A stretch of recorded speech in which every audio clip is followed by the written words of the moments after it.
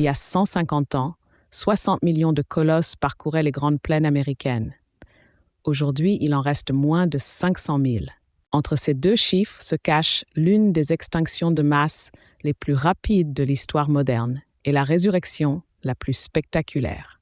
Le bison d'Amérique n'est pas qu'un simple herbivore, c'est une montagne de muscles et de fourrure qui peut atteindre 1 tonne, soit le poids d'une petite voiture.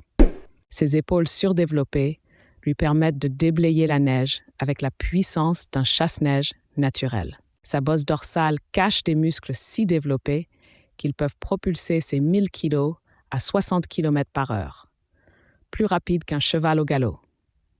Cette anatomie n'est pas le fruit du hasard. Chaque centimètre carré de ce géant a été sculpté par 10 000 ans d'hiver arctique et d'été torride. Aujourd'hui, les plus grandes populations survivent dans le Montana, le Wyoming et l'Alberta canadienne. Pourquoi là? Ces régions offrent encore ce que le bison exige, des prairies infinies et des hivers assez rudes pour éliminer la concurrence. Car, contrairement aux idées reçues, le bison prospère dans le froid extrême.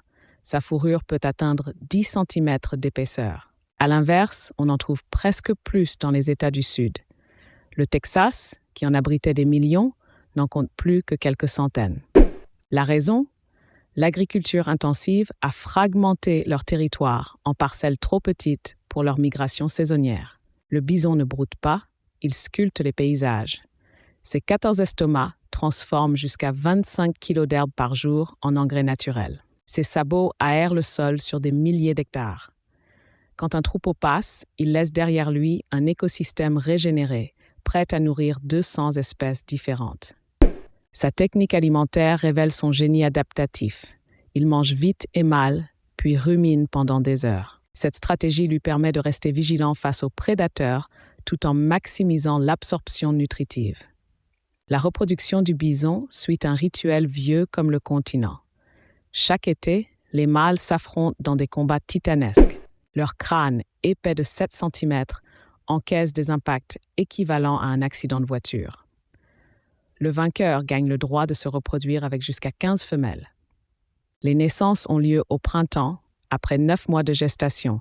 Un seul petit par portée. Mais quelle naissance! Le veau pèse déjà 30 kilos et peut courir dans l'heure qui suit. Dans les grandes plaines, cette rapidité fait la différence entre la vie et la mort. Le bison était l'architecte des prairies américaines. Ces migrations créaient des autoroutes naturelles que suivaient ensuite les peuples autochtones, les rivières et même les futures voies ferrées. Sans lui, l'écosystème des grandes plaines s'effondre. Les herbes hautes envahissent tout, les sols s'appauvrissent, la biodiversité chute de 80%. Pour l'homme, il représentait la survie totale. Viande, cuir, outils, combustible. Une seule carcasse nourrissait une famille pendant des mois. Mais cette relation a basculé quand la chasse commerciale a transformé l'abondance en extinction programmée. Le bison moderne descend d'ancêtres qui ont traversé le pont de Bering il y a 400 000 ans. Ces migrants préhistoriques ont survécu aux mammouths, aux tigres à dents de sabre, aux glaciations.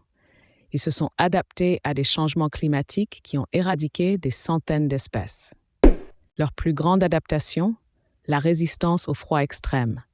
Là où les bovins domestiques meurent à 20 degrés, le bison prospère à 40 degrés.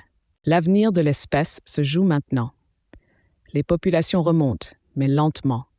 Le réchauffement climatique modifie leurs prairies. L'urbanisation grignote leur territoire. Pourtant, le bison possède un atout majeur. Il fascine. Des projets de réintroduction émergent partout, portés par une prise de conscience écologique. Dans 50 ans, nous aurons soit assisté à son retour triomphal, soit à sa disparition définitive. Car le bison ne survit pas à moitié. Il lui faut l'immensité ou rien. Comme si la nature avait concentré dans ce colosse toute la grandeur sauvage d'un continent qui refuse de s'avouer vaincu.